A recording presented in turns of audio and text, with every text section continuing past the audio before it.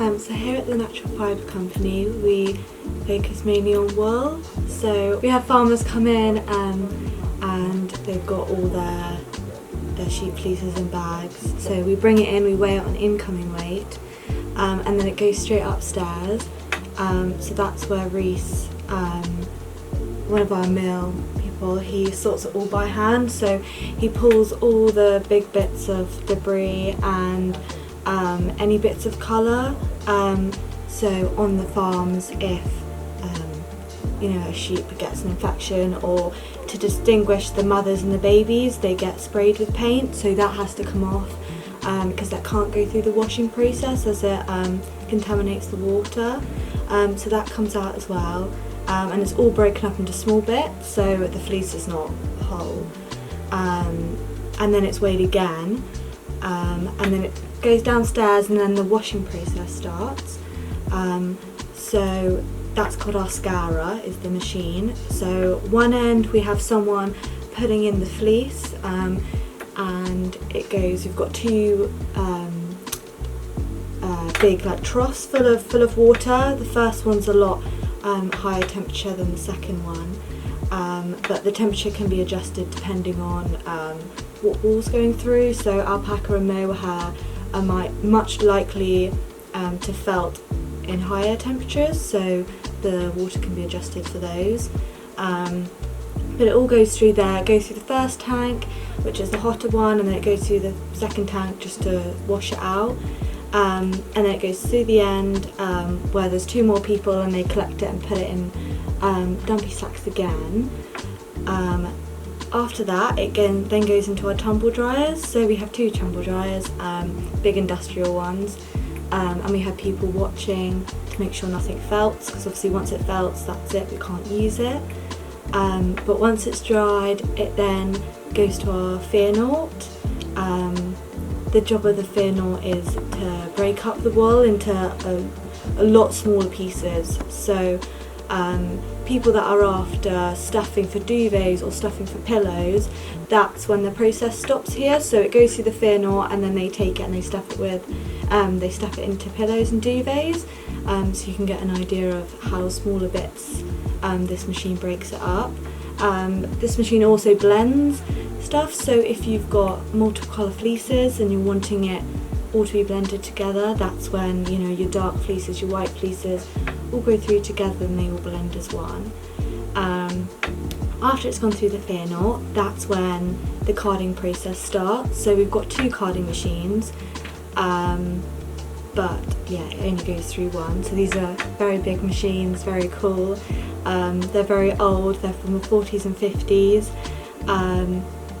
and we don't like the newer machines because they can't do as much as the old ones can. We're really lucky with our machines that they can do so much, and they can process so many different fibres, which the newer machines can't. So that's why we love them. But yeah, it starts off, we put the weight in at the beginning, and it's then put in by hand into the chute. That brings it down, and there's a weighing, there's like a scale that weighs all the yarn, all the fibre when it comes down, to make sure not too much goes through at a time and it breaks up the card wires. So the carding machine is basically made up of loads of drums, like long tubes with loads of tiny little hooks on them, and they're the card wires, and they brush the fibre.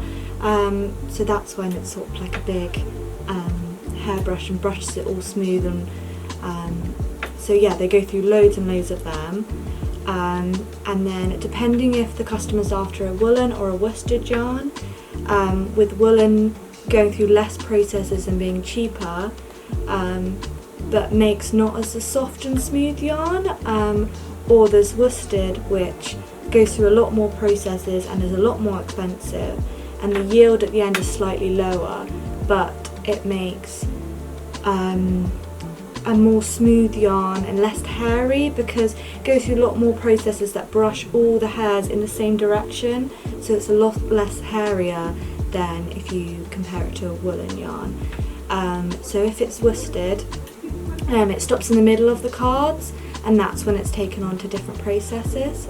If it's woolen, it goes all the way to the end of the cards, and it's then put on our bobbins at the end, and that is just like, well, it's not even a single, it's not even been twisted yet, but it's really weak, and it's really interesting to see how even just a little bit of twist in the next stage really adds the strength in.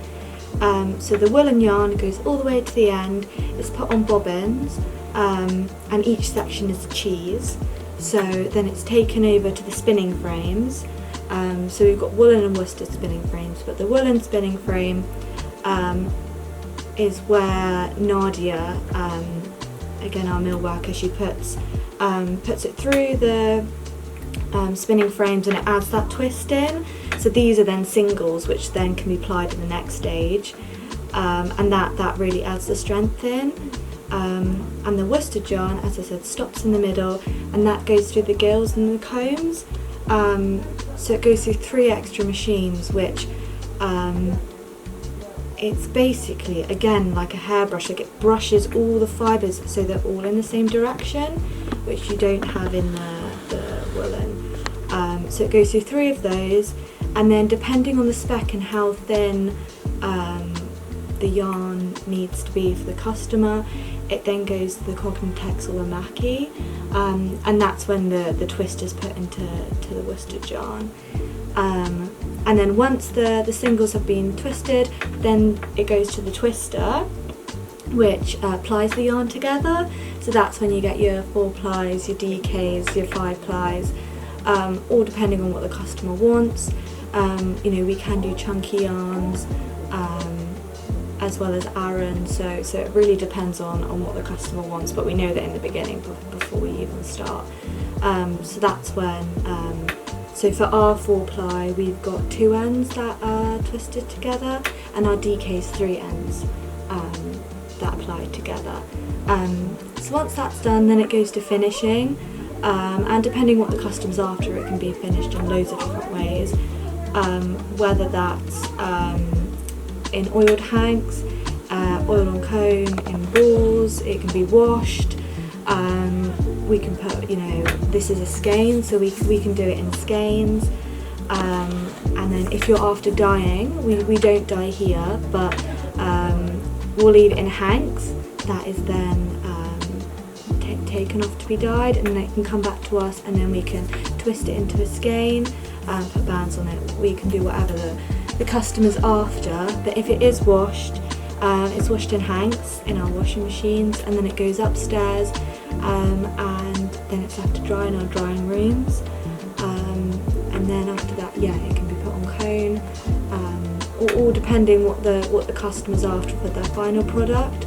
So if they are after knitted garments in the next stage, normally people are after oiled on cone, because the spinning oil, it helps it go through the knitting and weaving machines better. But if they're after just to sell it, then it's normally left in a skein, or a 100-gram skein, or a 50-gram ball, depending what people are after.